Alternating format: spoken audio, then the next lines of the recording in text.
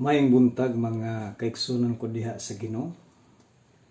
Labi na sa Kumbugan Grace, Gospel Church of Christ, Things to Come Mission. Wala sa kitay corporate worship dito simbahan, pero doon na kitay message. Labi na karong panahon na. Importante kayo sa atong tagsa-tagsang kinabuhi-isip ng Kristiyano. Ang kalibutan karon nag-sinati og krisis, kalamidad, tungod aning COVID-19. Gani sa to ang record na nakitay 300 plus cases sa COVID-19. And alarming kayo because this virus is already pandemic. So na sa tibok kalibutan, masing sa tuwa, tagom na napunta, no? Nasa DRH. Bato say makapangutan ta murag asa man ang Ginoo, no? Aning krisis kinabuhi, no? Murag siya ba nakaron pero ugma wa na di ay. So allow me to give you the theme this morning: finding God in the midst of crisis. Pagpangita sa Ginoo taliwala diha sa krisis. And we'll be studying about the book of Exodus chapter 14 verses 10 to 14. Exodus chapter 14 verses 10 to 14. And the word of God says, "As Pharaoh approached the Israelites, look up, and there were the Egyptians marching after them. They were terrified and cried out to the Lord. They said to Moses, 'Was it because there were no graves in Egypt that you brought us to the desert to die? What have you done to us by bringing us out of Egypt? Didn't we say you in Egypt? Leave us alone, let us serve the Egyptians. It would have been better for us to serve the Egyptians than to die in the desert.' Moses answered the people, 'Do not be afraid, stand firm, and you will see the deliverance of the Lord will bring you today. The Egyptians you see today will never see again. The Lord will fight for you. You need only to be still.'" Let us pray. We thank you, Lord, for this morning. We thank you for the opportunity that we can hear your word, study your word. Lord, we're asking your guidance. Especially the Holy Spirit will enlighten us so that we can easily understand your word this morning. And we ask it in your name. Amen. Finding God in the midst of crisis. In our walk with the Lord, there will be a time of crisis. In this case, kinabuhi sa Israelites, they were bondage for 400 years. Abinlag o kinang tanan. Paghawa nila sa Egypt, there is something crisis nga nagapurso kanila. Ugma kining mga army ni Pharaoh. And this time, their faith has been tested.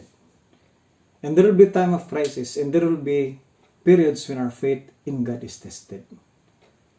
There's so-called a financial crisis, a relational crisis, health crisis, labi na sa nasinitian nato karon. And we solve one problem, and another comes along. And here we are, we have given our life to the Lord and expected to live the rest of our lives worry-free. And life is not going to be good and sometimes bad. So yun ang kinabuhi. Problems after problems, family problems. There are many problems in this world. There are condition and instability and danger everywhere. Bisag asa ka, maadto ka og asang lugar, kontrolado tungod kay nata karon sa crisis, health crisis. Kung magpataka lang kag buhat sa imong buhat, it could be you'll be the victim of COVID-19 if you are careless. Where is God in times of calamity?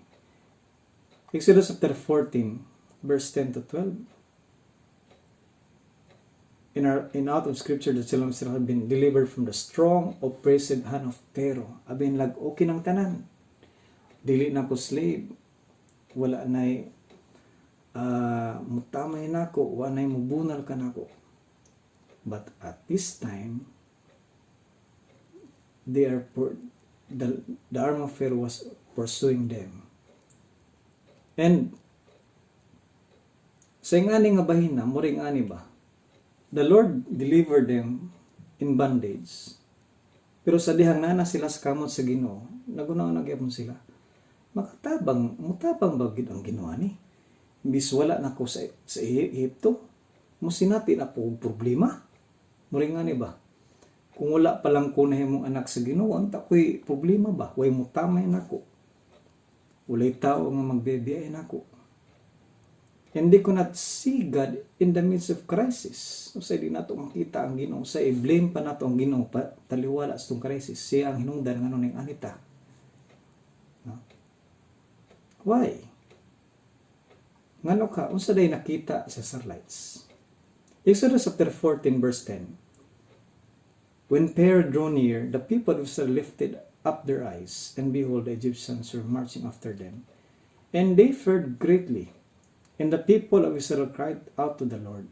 So ang hinungdan, ngano ang tao, mahayaw nilang Ginoo, or something nga mo blame sila sa ubang tao because of this so-called fear. Kadlok. Ang tao na kadlok. Gani sa top 10 nga phobia gani sa tibuok kalibutan. Naigintawag nga mga phobia or fear ba, mga kadlok. Kaning naigintawag nga tyrophobia, the fear of holes, kanang mga madlok sila sa mga bangag-bangag.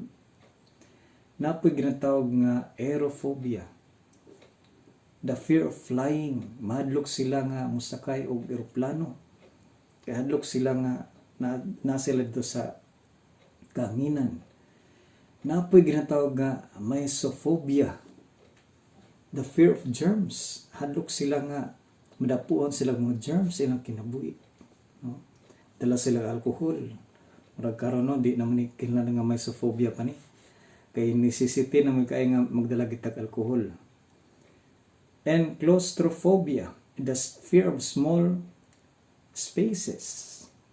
Napaginatawag nga astrophobia, the fear of thunder and lightning. Napoy ginatawag nga cynophobia, the fear of dogs, hadlok sila giro. Napoy ginatawag nga agoraphobia. Ang agoraphobia, the fear of open or crowded spaces.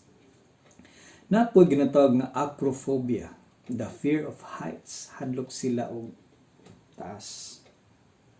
Napoy ginatawag nga ophidiophobia, hadlok sila og bitin, the fear of snakes. O commonly, napoy ginatawag nga arachnophobia, the fear of spiders. Daghag kay mga kahadlok ang mga tao. Kani napay mga kahadlok sa atong kinabuhi no sa dili ta makamove on. Kani ginatawag nga the fear of rejection. Basig ulay tao nga modawat nato, the fear of failure, di ta mo try kay basig mapakyas ta. Napoy ginatawag nga the fear of uncertainty, wa ta kabalo say nasa unahan mo nang di lang ta mo mubuhat ana. Napoy ginatawag nga the fear of loneliness and the sick. Gusto sila na laing tao nga makauban nila para dili sila may lonely. And the fear of change, the fear of loss of freedom, dagang kaya, the fear of being judged, the fear of something bad happening, the fear of getting hurt, manong din lang sila mahigugma kay basig mo pasakitan lang sila, and the fear of inadequacy, basig tanaw silang sa ubang tao, dili ko ang yan, kato siya okay siya, pero ako dili ko ang yan, di mo ko paras niya. Nagantag mga fears sa kinabuhi. At this time, kani po mga katawan sa Israel, there are many. Di pudbot sa kung daghan, dili na sila mahadlok. Kani sila nang hadlok, masing daghan sila. They were fear. They were walking in fear, not by faith. And that is the problem. We give into fear and lose respect of the presence and the power to deliver us. Mo gani once ang tao gani mahadlok na gani dili na tarong ang utok ana. Inam ko galingon kung mahadlok na gani ko dili na tarong akong utok. Psalm chapter 23 verse 4. According to David, even though I walk through the valley in the darkest valley, I will fear no evil, for you are with me. your rod and your staff, they comfort me. If we will recognize the presence of God, the power of God, that God is always in us, we will be comforted. Mukalmata. Pero kung wala gani ang katong ginatawag na to nga modumira ang fear, di kita comfort. Dili kita tarong atong utok ana. And fear has a way of giving you a distorted view on your past and your situation. Once kanyang tao nga mahadlok na sa kinabuhi sa Israel, let us study Exodus chapter 14 verse 11. They said to Moses, "What it because there were no graves in Egypt that you brought us to the desert to die? What have you done to us by bringing us out of Egypt?" Note, the children of Israel distorted the view of their situation and their past. Ilang gikumpara ang ilang kahimtang karon og katong nangagi. And they could only see one result of their situation. Wa na sila nagunahuna unsa pay umaabot nila kanunay nila ginahuna na ang ilang kagahapon. They compare it. And they responded like most of us all do. They were prevented them from seeing that they were in a place God had prepared for them. Wala na nakita unsa ang gisaad sa Ginoo sa ilang kinabuhi. So kundi ang kagahapon nga pagmaahay. Instead, looking up to God in faith, they look back to Egypt. Once nga tawagan ni mahadlok na, dili nila makita ang saad sa Ginoo. Ang ilang hunana na ang katong mga sakit sa kagahapon. Moto. Fear has not only given their distorted view of their situation, but it also gave a distorted their memories. Bantay na gyud ang imong utok kung ikaw na mahadlok. Sumana no? Daot na atong pangununa. In times of crisis, we need to remember that God, the same God that delivered the children of Israel out of the hands of Pharaoh, is the same God that can deliver us of whatever we are facing right now, labi na kaning COVID-19. Don't you know that there is something hard for God? Nabay lisod sa Ginoo. If God can control the great things in this world, He can also control the small ones. Kung kaya niya patuyok ng kalibutan, kung kaya niya na-plaster ang creation, unsa pa ka ang kanang gamay nga dili makita. Atong kalaban gamay nga dili makita. Pero atong kadapig dako kay nga dili pud makita. Mao tong hinungdan natin Ginoo nga dili makita, nga labaw pa sa gamay nga dili makita. Their fear distorted their view and they could not see God working in their situation. We need to understand that fear, kabalo mo sa meaning anong fear? F-E-A-R, acrostic word ana. False evidence appearing real. False evidence appearing real. Dili tinuod, nga usay murag tinuod, pero dili tinuod. Usay murag lang tinuod, kaya itong utok manggod, grabe siya imagination. No? Grabe siya mo create og kanang mga imaginary situation sa atong utok. Munang tarunga ang atong utok. And it is a trick of enemy uses to keep us entangled and entrapped into our condition. Munang tao dili mo moving up because of fear. And how do we overcome fear that we may see God in working our situation? Wala nila nakita ang Ginoo, nakita nilang crisis. Why? Because fear dominates, faith separates or nawala sa ilang focus. So the three commands in facing calamity. Tulo ka sugo diha sa Ginoo kung kita mo sinati og calamity. The first is in times of crisis, we are not to allow fear to dominate our lives. Dili nato tugutan ang kahadlok, mudikta o mudominar sa atong kinabuhi. Exodus chapter 14 verse 13. Moses answered the people, "Do not be afraid. Stand firm and you will see the deliverance the Lord will bring you today. The Egyptians you see today, you will never see again." In order for us to see God working in our lives, we must not afraid of life circumstances. Moses had to deal with their fear, di ba? Kung tan-aw nato pag-ayo, una gi-target sa Ginoo ang ilang kahadlok para makaadto sila sa unahan. Kaya na mo gi-level ang Ginoo, no? nag-overcome nimo ni nga una nimo kadlok na napoy second fear ana, na napoy third fear, fourth, fifth fear hangtod ma-overcome na nimo. No? And the stage 1 of fear, you must exercise the right faith for it.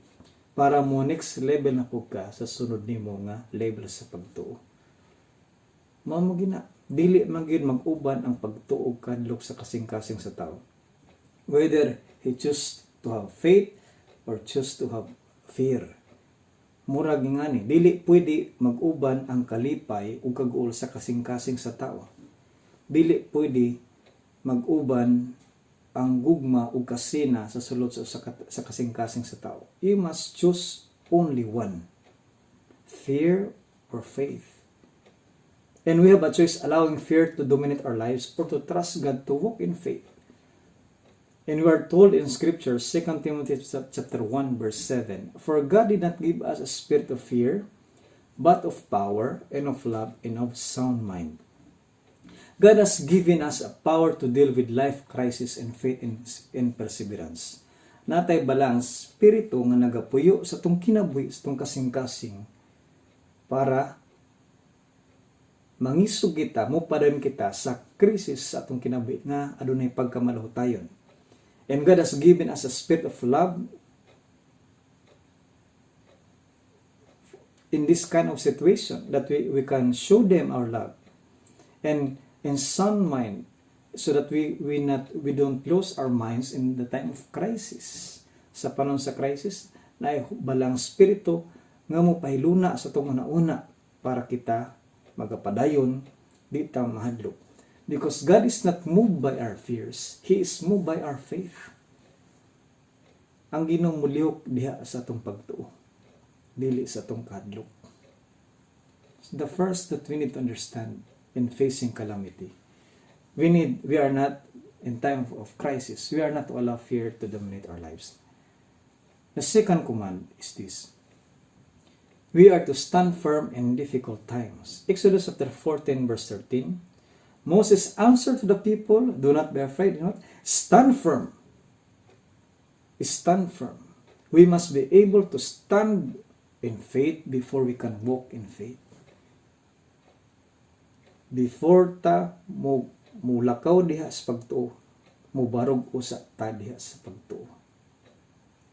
Kay lisod maglakaw kung ikaw nahadlok. And when we are in crisis, we need to strengthen in order to walk in faith. Dapat lig-uno nato, i-kondisyon sa natong hanang-anak, i-set sa nato atong mind, atong heart, na Lord, I will walk by faith. Standing firm. Again, before you can walk by faith, you must stand firm first. Conditioning your mind, refocus your attention, and knowing what is the real situation. Isaiah chapter 40 verse 31, it says, "But those who trust in the Lord will find new strength. They will soar on wings like eagles. They will run and not grow weary. They will walk and not faint." Ang tao nga nagasalig diha sa Ginoo, alunay kusog kanunay diha sa Ginoo. Taliwala sa kakapoy, ang Ginoo magalig-on diha kaniya. Standing firm, right conditioning of mind, thinking right. While we are standing firm, God is renewing our faith. While we are standing firm, God is renewing our strength. In times of crisis, we just need to stand still. Kaysa kabantay ka na, problema dong situation, kung ang tao gani mahadlok, magkarakara. But if you have sound mind, you can stand firm and think what you are gonna do para mapabuhat ni mga tama ni mga buhaton. And number 3, the third command, in time of crisis, we are to see the deliverance from the Lord. Exodus chapter 14 verse 13, Moses answered the people, "Do not be afraid. Stand firm, and you will see the deliverance the Lord will bring you today. The Egyptians you see today, you will never see again." Nakita na to. Dili nato makita ang gahom sa Ginoo, ang grasya sa Ginoo, ang milagro sa Ginoo kung kita magmahadlukon ug dili kita magmalig-on. Pero kung kita magmalig-on, adunay pagtuo, magmalig-on, makita nato ang grasya sa Ginoo, ang deliverance, ang salvation diya sa Ginoo. Because in every commands of every promises of God, lagi na command diya sa Ginoo. Usay dili nato makita ang sulbad aning unahan ba? Because we have been moved by our fears, not by faith.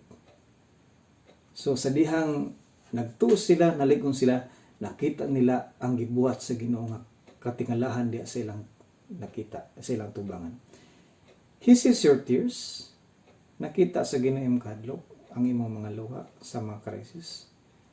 But so again, God is moved by our belief in Him, in His ability to bring us victory. They could not see God as long as they were afraid. Dili nato makita ang gahom sa Ginoo kung kita magmahadlukon. We will not see Him working in our crisis when we are afraid. Dili nato makita nga siya mulyok sa krisis kung kita magmahadlukon. When we look to our faith and depend upon the Lord, He will strengthen our hearts. Kung kita magkinabuhi di sa pagtuo ug magasalig diha sa Ginoo, lig-uni atong kasing-kasing, lig-uno niya atong hanauna, lig-uno niya ang decisions kinabuhi, ang atong pagbati. We must not fear, stand still, then makita nato ang deliverance diha sa Ginoo. The question is this: asa man ang Ginoo taliwala sa crisis, sa calamity, sa nahitabo sa nation Israel? When Pharaoh pursuing them, unya moni ang Pharaoh o yung mga army, moni ang nation Israel, ug moni ang Red Sea. Wala sila paingnan.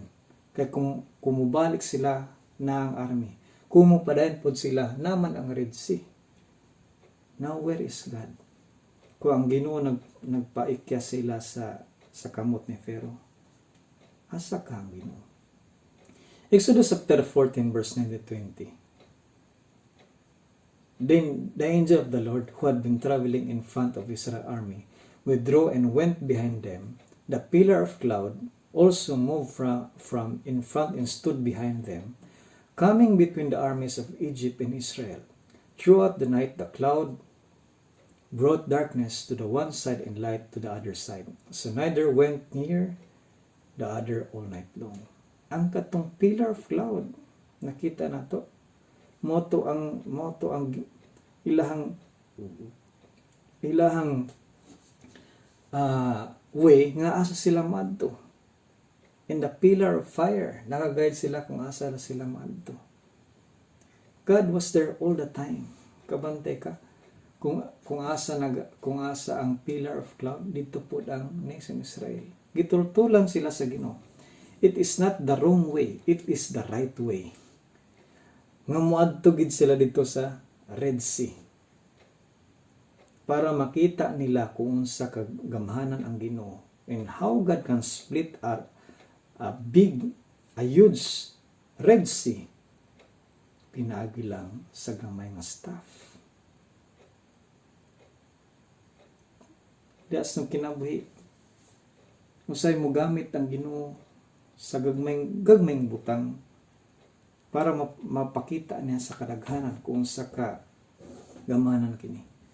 And sometimes God also use a small or tiny dili makita ang butang para maghatag lang po kaayuhan ning atong sinatian karon kaning COVID-19. Where was God in time of crisis? Exodus chapter 14 verse 16. Namatay ba sila ang nation Israel? Wala. The Lord split the Red Sea. Exodus 14:16. Raise your staff.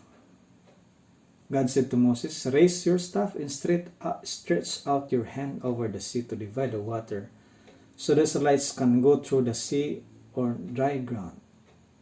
So gibayon niyang kamot. No? We have also to do our part in facing crisis. Gibayon niyang kamot ug na-split ang Red Sea. We need to understand that when we are facing the crisis of life, that God has promised us. Wa gid ta niya gibiyaan. The pillar of fire and the pillar of cloud. Nga dito ang presence sa Ginoo. Ginatultulan ang naso sa Israel kung asa sila padulong. Exodus chapter 14 verse 14. The Lord will fight for you. You need only to be still. Na yung mga sitwasyon sa kinabuhi nga dili na nato makontrol. Nga ang atong buhaton lang, we need only to be still, and the Lord will do that kind of life. Nga mga kabalo kita, nasa Ginoo. Nga kanunay kita mamalandong sa iyang pagka-sovereign God. Deuteronomy chapter 31 verse 8. The Lord Himself goes before you, will be with you. He will never leave you nor forsake you. Do not be afraid. Do not be discouraged. Dili ta mahadlok kay ang Ginoo kanunay mag-uban ka nato. Dili kita niya pasagdan, dili kita pagabayaan, ug dili pud kita dapat mga luya. So nakita nato nga ang Ginoo kanunay nagatiman sa naso Israel. Mo nang sa kinabuhi Kristiyanon, it is not always a time of serenity, a time of relaxation, but naapoy kinatawag na crisis ng kinabuhi. But again, taliwala sa crisis na gihapon ang Ginoo.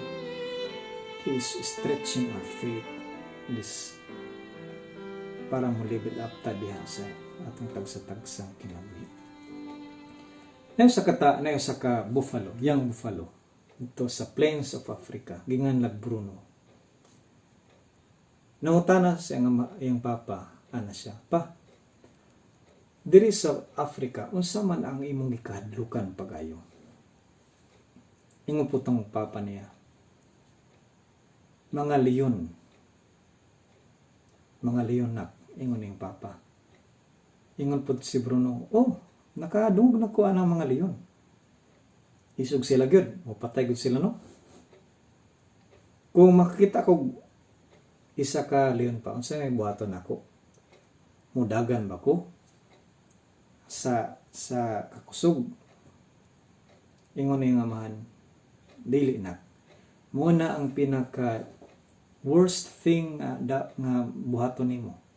Kung mudagan ka, ingon tong papa, nga naman, ayon tong anak, si Bruno, nga naman, muhadlok man sila nako, niya patin ko nila. Ingon po tong ang papa, nga nag-smile kang Bruno. Kung mudagan ka, ang leon mugukod nimo. Og kambrason ka.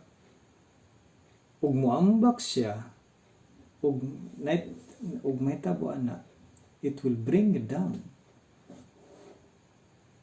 Ingon po tong anak, si Bruno, the young buffalo. So, unsa kay buhaton ako? Ingon yung papa, kung makita ka og leon, tindog lang ka. You need to stand still. Ipakita nimo nga wa ka nahadlok. Kung dili gani siya muhawa, ipakita nimo ang taas nimo nga sungay. Og ang imuhang tamak-tamaka ang yuta pinagi sa imong tiil. Unya hinay-hinaya, kung dili siya muhawa, hinay-hinay og duol kaniya. Unya kung di gihapon siya muhawa ang buhaton nimo, das magi siya sa tibuok nimo kusog. Tanan para manalaw tong leon. Ingon tong anak mas Bruno. Dili, that's crazy. No? I'll be too scared to do that. Madlok ko na, kumuna akong baton. What if, what if he will attack me? Kung atakiwan ka ako niya pa, kung sa buhaton ako. Ang buhaton nimo, tanawa ang palibot. Kung sa nakita nimo, nakita nako pa ang mga dagko kay nga mga buffalo. 200 kabuk, dagko og mga sungay, talinis og sungay ug dagko og mga abaga. Ingon po to ang Papa na kung mahadlok ka, you need to stand still. Hinumduman nimo naarami sa iyong palibot. Pero if you get panic, kung mahadlok ka, dili may makaluwas kanimo. But if you charge towards them, kung mudasmag ka, diha kanila, musunod pud mi nga mudasmag sa ila. Ingon po tong anak. Thanks Dad, nakasabot ko. We have all lions and sword. Now we are facing this kind of lion kaya nga COVID-19. Ato ba ning ikyasan? Mahadlok ba ta nini? Naigihapoy pamaging Ginoo. Naay purpose ang Ginoo nganong kaning mga krisis kinabuhi na sinati nato karon. Without calamity, we will never learn the importance of preparation. Kung way kalamidad, dili nato matun-an ang kaimportansya sa pagpangandam. Without calamity, we cannot use our wisdom. Without calamity, we cannot improve our character as God wants us to be. May makabantay nato ang importante dahil nga mag-andam kita na kita'y pagkaon, natay savings, natay emergency fund para masabtan nato ang importansya nila. Kung wapoy kalamidad, dili nato ma-exercise ang pagplano, ang wisdom ang gihatag sa to sa Ginoo. Kung walay kalamidad, dili nato improve atong kinaiya. How do we face this crisis? Difficult crisis. Kung ubang tao, ingani lang tayo sa tagsang kinaiya. Without calamity, we cannot appreciate or value the simple things in life. Ba nakita na to karon nga ang time precious kayo. And we are so much busy outside. Kung dili na to na matagan pagtagad ang pulong sa Ginoo, ang atong relasyon sa Ginoo and family, of course. And without calamity, we cannot intensify doing good things to someone in need. Sa kalamidad, dila kita magkahatag og dako sa ubang tao, intensify sa mga tao na kinahanglan. Without calamity, we will never grow. Kung wala kalamidad, dili ta motubo. We cannot calamity, we cannot thank God in bad times. Because the greatest test of thanksgiving is thanking God in bad times. And without calamity, we cannot fully trust Him. Kung wala kalamidad, dili kita makasalig, makahatog, o bugos ng pagsalig nato sa Ginoo. Maigsoon, behind every crisis, there is always a message. Dili mohatag ang Ginoo crisis kung dili siya mohatag ang say nato karon sa atong tanan. The message is to learn the importance of time, the importance of faith, not move by fear.